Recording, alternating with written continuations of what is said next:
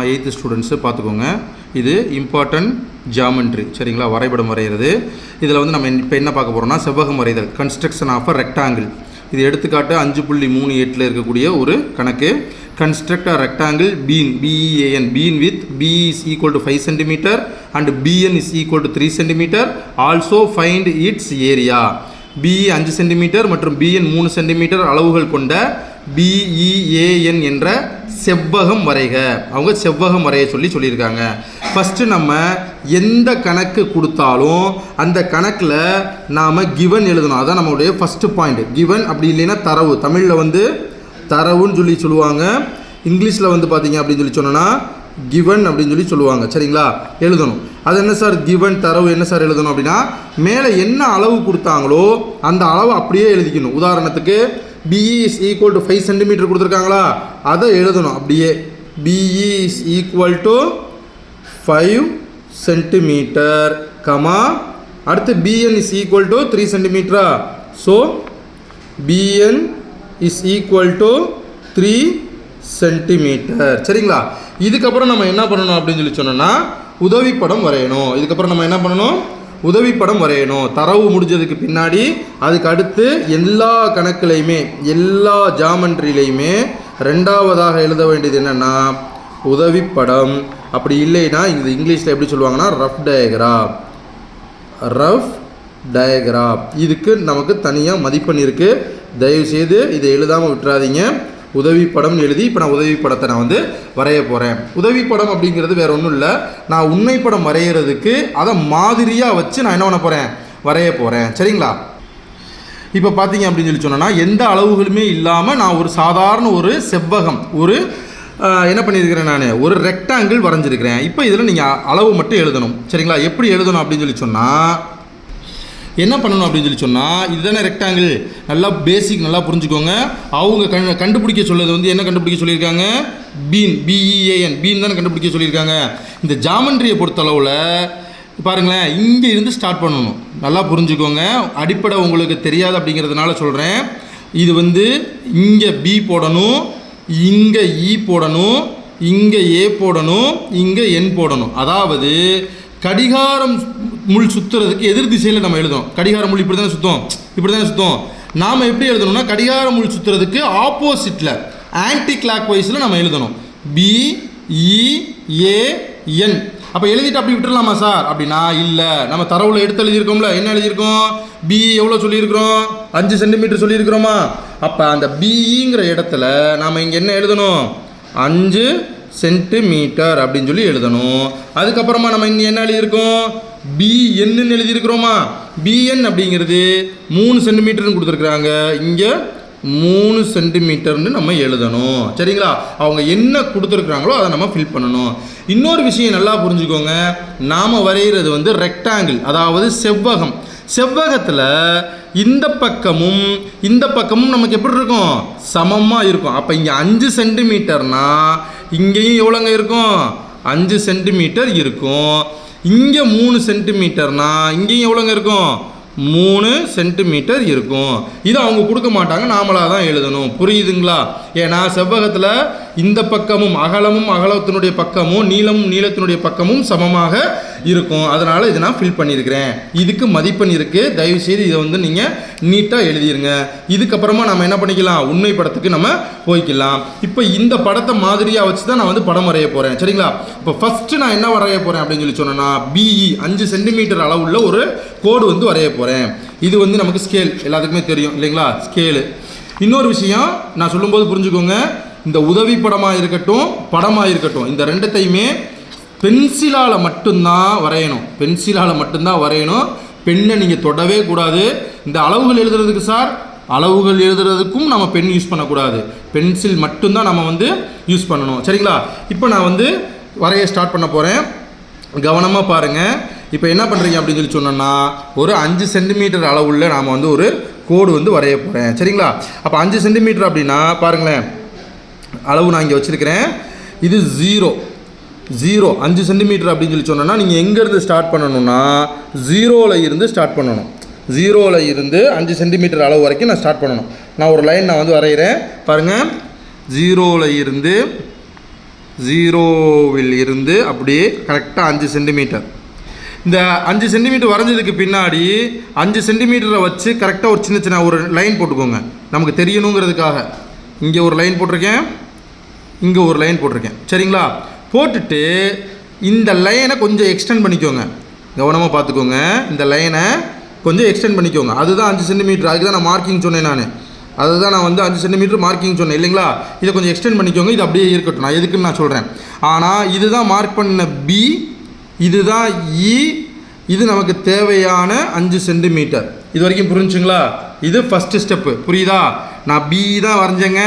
அந்த லைனை நான் லெஃப்ட் ஹேண்ட் சைடில் கொஞ்சம் நான் என்ன பண்ணியிருக்கிறேன், எக்ஸ்டெண்ட் பண்ணியிருக்கேன். ஏன் எக்ஸ்டெண்ட் பண்ணேன்றதை நான் சொல்கிறேன். எதுக்காக எக்ஸ்டெண்ட் பண்ணியிருக்கிறேன்னா, இந்த BN நான் வரையணும். BN வரைகிறதா இருந்தால் நான் என்ன பண்ணணும் அப்படின்னா, இங்கே ஒரு பெர்பெண்டிகுலர் பைசெக்டார் இப்போ நான் வரையணும். இந்த ஸ்ட்ரைட் லைன் நான் வரையணும். நீங்கள் சொல்லலாம், சார் ஸ்கேலை வச்சு அப்படியே வரைஞ்சி விடுங்க சார் அப்படின்னு சொல்லலாம். அப்படி வரைகிறது கோணங்கள் சமயத்தில் மாறிடும். நான் கரெக்டாக வச்சு வரைகிறது ஒரு 0லேருந்து சம்திங் டிகிரி இப்படி மாறிடும். சில பேர்த்துக்கு உள்ள குறுங்கோணமாக வந்துடும், சில பேர்த்துக்கு விரிங்கோணமாக வரும். சரிங்களா? அந்த பிரச்சனையெல்லாம் வரக்கூடாது அப்படிங்கிறதுக்காக நாம் என்ன பண்ணுறோம் அப்படின்னு சொன்னோன்னா, இப்போ பெர்பெண்டிகுலர் பைசெக்டார் எடுக்கணும். அது எப்படி எடுக்கிறதுங்கிறத நான் சொல்லித்தரேன். சரிங்களா? இது நாங்கள் நல்லாவே தெரியும் உங்களுக்கு. காம்பஸில் பென்சிலும் எப்படி லோடு பண்ணணும் அப்படின்னு சொன்னோன்னா, நீங்கள் நல்லா பார்த்துக்கோங்க. பென்சிலையும் இந்த காம்பஸையும் வச்சிங்கன்னா ரெண்டும் ஒரே இடத்துல தரத்தட்டுற மாதிரி இருக்கணும். அதுக்கப்புறம் டைட் பண்ணணும். சரிங்களா? முடிஞ்ச அளவுக்கு இந்த காம்பஸை பொறுத்தளவில் இந்த காம்பஸினுடைய அளவை விட பென்சில் கொஞ்சம் சின்னதாக இருக்கிற மாதிரி பார்த்துக்கோங்க. அப்போ தான் உங்கள் கைக்கு வாகா வரும். சரிங்களா?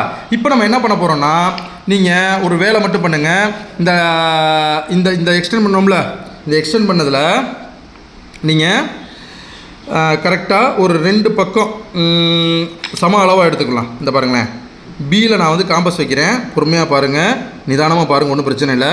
பியில் நான் காம்பஸை வச்சு ஏதோ ஒரு அளவுங்க. அளவுனா ஒரு ஒரு பாதிக்குள்ளே எடுத்துக்கோங்களேன். ஏதோ ஒரு அளவு, சின்ன அளவாக எடுத்துக்கோங்க. அளவாக எடுத்து பியில் வெட்டுங்க. இப்படி ஒரு வில் வெட்டுங்க. அதே மாதிரி இந்த பக்கமும் ஒரு வில் வெட்டுங்க, அதே அளவில். புரியுதா? இந்த கோடில் இங்கேயும் என்ன பண்ணியிருக்கேன், இங்கேயும் ஒரு வில் வெட்டியிருக்கேன். வெட்டினதுக்கு பின்னாடி இப்போ நீங்கள் என்ன பண்ணுங்கன்னா, நல்லா கவனமாக பாருங்கள். இந்த வில்லில் இருந்து முக்கால் அளவு இந்த வில்லுக்கு உங்கள் கண்ணுக்கு எது தெரியுதோ, இந்த பாருங்கள், இந்த 2 வில்லு வெட்டினோம்ல, இதனுடைய முக்கால் அளவு எடுத்துக்கோங்க. புரியுதா? இதனுடைய முக்கால் அளவு எடுத்துக்கோங்க. பாதிக்கு மேலே உங்கள் கண்ணுக்கு எது தெரியுதோ அதான் முக்கால் அளவு. ஒன்று நீங்கள் இங்கேருந்து எடுக்கலாம், இந்த வில்லிலேருந்து எடுக்கிறதா இருந்தாலும் முக்கால் அளவு. இது நான் எந்த நம்பருமே போடலைங்க, நல்லா புரிஞ்சுக்கோங்க. இங்கேருந்து சின்னதாக ஒரு வில் வெட்டியிருக்கேன், இங்கேயும் வெட்டியிருக்கேன். இப்போ வெட்டின இடத்துலேருந்து முக்கால் அளவு எடுத்திருக்கேன். என் கண்ணுக்கு முக்கால் அளவு எடுத்திருக்கீங்களா? இந்த அளவை வச்சு பாருங்கள், அழகாக என்ன பண்ணுங்கன்னா, மேலே ஒரு வில் வெட்டுங்க. அதுக்கப்புறமா என்ன பண்ணுங்க அப்படின்னு சொன்னால், அளவை மாற்றாமல் இங்கே வச்சு, இந்த பக்கம் வச்சு இங்கே ஒரு வில் வெட்டுங்க. புரியுதா? என்ன பண்ணேன்னு புரியுதா? இங்கே இருந்து முக்கால் அளவு எடுத்தேன் இல்லையா? இந்த முக்கால் அளவு எடுத்து மேலே ஒரு வில் வெட்டியிருக்கேன். இந்த அளவை மாற்றக்கூடாது. அளவை மாற்றாமல் இங்கே வச்சு ஒரு வில் வெட்டியிருக்கிறேன் நான். சரிங்களா? வெட்டிட்டு இப்போ நீங்கள் என்ன பண்ணுறீங்க அப்படின்னு சொன்னால், இந்த பியில் இருந்து இந்த 2 வெட்டுற புள்ளி இருக்குது பார்த்தீங்களா, இந்த புள்ளியையும் இந்த பியையும் இணைச்சி பார்த்தீங்கன்னா எக்ஸாக்டாக மிடில் லைன் வரும். அவ்வளோதான். எக்ஸாக்டாக நமக்கு 90 டிகிரி லைன் வந்துடும். புரியுதுங்களா? இப்போ நம்ம பண்ணிடலாம். நமக்கு பிஎன் எவ்வளோங்க? 3 சென்டிமீட்டரா? இப்போ நீங்கள் என்ன பண்ணுங்கன்னா, ஸ்கேல் எடுத்துக்கோங்க, 0ல் வச்சுக்கோங்க. 0ல் வச்சுட்டு 3 சென்டிமீட்டர் எடுத்துக்கோங்க. 3 சென்டிமீட்டர் பாருங்கள், 0ல் வச்சுருக்கேன், 3 சென்டிமீட்டர் எடுத்துருக்கேங்க. புரியுதுங்களா? 3 சென்டிமீட்டர் எடுத்துட்டேன். 3 சென்டிமீட்டர் எடுத்து எதுக்கு 3 சென்டிமீட்ரு? பிக்கும் என்னுக்கும் 3 சென்டிமீட்ரு. பியில் வைங்க காம்பஸை. காம்பஸை பியில் வச்சு அந்த லைனில் ஒரு வெட்டுங்க. பியில் காம்பஸை வச்சு அந்த லைனில் ஒரு வெட்டுருங்க. புரியுதுங்களா? அப்போ வெட்டுற இந்த புள்ளி தான் நமக்கு தேவையான எண்ணு. அளவை மாற்றிடாதீங்க, அதே 3 சென்டிமீட்டர் இருக்கட்டும். இப்போ இங்கே ஈயில் வச்சுக்கோங்க. ஈயில் வச்சும் ஒரு சின்னதாக ஒரு வில் வெட்டிக்கோங்க.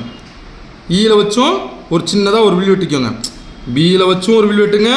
ஈயில் வச்சு, ஏன்னா இங்கேருந்து இங்கே 3 சென்டிமீட்ரு, அதே போல் இங்கே இருந்தும் இங்கே எவ்வளோ தான் 3 சென்டிமீட்ரு. புரியுதுங்களா? வெட்டிட்டு இப்போ என்ன பண்ணணும் அப்படின்னு சொன்னால், இந்த 5 சென்டிமீட்டர் இருக்குல்ல, இதை அளந்துக்கோங்க. காம்பஸில் 5 சென்டிமீட்ரு, அல்லது ஸ்கேலில் அளக்கிறா இருந்தாலும் அளந்துக்கலாம். இதில் அளக்கலாம், ஸ்கேலில் அளக்கிறா இருந்தாலும், ஏன்னா ரெண்டுமே 5 சென்டிமீட்டர் தான். அளந்துட்டு கரெக்டாக இங்கே வைங்க. கட்டான இந்த பாயிண்ட் இருக்குல்ல, இங்கே வச்சு இங்கே கட் பண்ணுங்கள், இவரை கட் பண்ணுங்கள். புரியுதா? இப்போ கட் ஆயிடுச்சா? இங்கேருந்து ஒரு 3 சென்டிமீட்டர் கட்டாச்சு, இங்கே இருந்து ஒரு 5 சென்டிமீட்டர் கட்டாச்சு. இப்போ கட்டான இந்த புள்ளி தான் ஏ, அதாவது இந்த ஏ. அப்போ ஜஸ்ட்டு கட்டான பாயிண்டில் இருந்து ஈயை சேர்த்துருங்க, கட்டான பாயிண்டில் இருந்து ஏயையும் சேர்த்துருங்க, கட்டான பாயிண்ட்லேருந்து ஏயையும் சேர்த்துருங்க. அவ்வளோதாங்க, நமக்கு தேவையான ரெக்டாங்கிள் ஈஸியாக கிடச்சிருச்சு. புரியுதுங்களா? பிஇஏஎன் கிடச்சிருச்சுங்களா?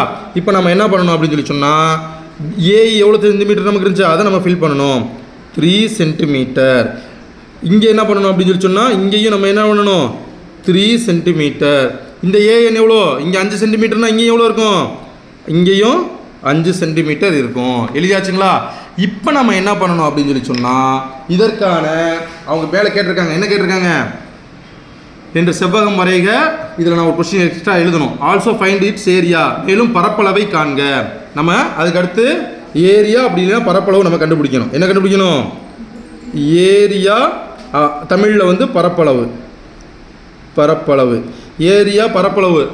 செவ்வகத்தினுடைய பரப்பளவுக்கான ஃபார்முலா என்ன தெரியுமா, L into B, length into breadth. Tamil மீடியத்துலேயும் எல் இன்ட்டு பி தான், இங்கிலீஷ் மீடியத்துலேயும் எல் இன்ட்டு பி தான்.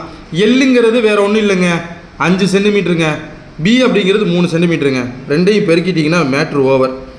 5 இன்ட்டு 3 அப்போ எவ்வளோங்க வரும், 15 வருமா? போட்டு சென்டிமீட்டர் ஸ்கொயர்னு போடணும், அதான் யூனிட். தமிழில் எழுதும்போது 15 சென்டிமீட்டர் ஸ்கொயர் அப்படின்னு சொல்லி எழுதணும். இதுதான் நமக்கு தேவையான ஏரியா ஏ அப்படின்னு சொல்லி எழுதணும். புரியுதுங்களா? திருப்பி ஒரு தடவை சொல்கிறேன். இதுக்கப்புறமா வந்து நம்ம வரைமுறை எழுதணும். அதை நான் உங்களுக்கு தனியாக நான் அனுப்பி வைக்கிறேன். அது ரொம்ப ரொம்ப ஈஸி. எப்படி வரைஞ்சோமோ அப்படி நம்ம எழுதணும். ஒரு 5 பாயிண்ட் எழுதினோம்னா நமக்கு 10 மார்க் அப்படியே கிடச்சிடும். ஸோ ஃபஸ்ட்டு என்ன அப்படின்னு சொல்லி சொன்னால், கொஸ்டின் இப்படி கொடுத்துருவாங்க. கொஸ்டினை தரவு கிவன் போட்டு அதை எழுதணும். 2 வேல்யூவோ 3 வேல்யூவோ எவ்வளோ வேல்யூ கொடுத்துருக்காங்களோ அதை எழுதணும். எழுதிட்டு ரஃப் டயக்ராம் வரையணும். சாதாரணமாக ஒரு ரெக்டாங்கிள் போட்டு இங்கே என்ன கொடுத்துருக்காங்களோ அதை எழுதணும். அப்போ பின்னு கொடுத்ததுனால பிஇஏஎன்னு போட்டு நான் ஃபில் பண்ணியிருக்கேன். அதுக்கப்புறமா ஒரு லைன் பி வரைஞ்சேன், பியில் இருந்து ஒரு லைனை எக்ஸ்டெண்ட் பண்ணேன், பியில் காம்பஸை வச்சு இங்கே ஒரு கட் பண்ணேன், அதே அளவு மாறாமல் இங்கே ஒரு கட் பண்ணேன். இப்போ இங்கே காம்பஸை வச்சு 3/4 அளவு எடுத்தேன், 3/4 அளவு எடுத்து காம்பஸை அந்த ஊசி முனையை இங்கே வச்சு மேலே ஒரு வில் வெட்டினேன், அளவை மாற்றாமல் இங்கே வச்சு மேலே இங்கே ஒரு வில் வெட்டினேன். இங்கேருந்து எனக்கு ஒரு ஸ்ட்ரெயிட் லைன் கிடச்சிச்சு. இப்போ எனக்கு எவ்வளோன்னு தெரியும், பிஎன்னுடைய வேல்யூ 3ன்னு தெரியும். ஸோ இங்கே இருந்து 3 சென்டிமீட்டருக்கு வில் வெட்டணும். இந்த பாருங்கள், எக்காரணத்தை கொண்டு இந்த வில் வெட்டிருக்கீங்களா, இது சம்மந்தமே கிடையாது. இது நம்ம ஜஸ்ட் ஒரு நேர்கோடு போடுறதுக்கு உதவி பண்ணக்கூடிய ஒரு வில்லு தானே தவிர அது அளவு கிடையாது. ஸோ இங்கே இருந்து 3 சென்டிமீட்டரில் ஒரு வில் வெட்டணும், இங்கே இருந்து 3 சென்டிமீட்டரில் ஒரு வில் வெட்டணும். அதுக்கப்புறமா இங்கே இருந்து இங்கே 5 சென்டிமீட்டர் எடுத்தோம்ல, அதே போல் இங்கேருந்து 5 சென்டிமீட்டர் எடுத்து இங்கே கட் பண்ணணும். கட் பண்ணி எல்லாத்தையும் நம்ம ஜாயின் பண்ணோம் அப்படின்னு சொல்லி சொன்னால் நமக்கு தேவையான ரெக்டாங்கிள் பிஇஏஎன் நமக்கு கிடச்சிரும். பாருங்கள், இதில் உங்களுக்கு சந்தேகம் இருந்ததுன்னா தயவுசெய்து என்கிட்ட கேளுங்க.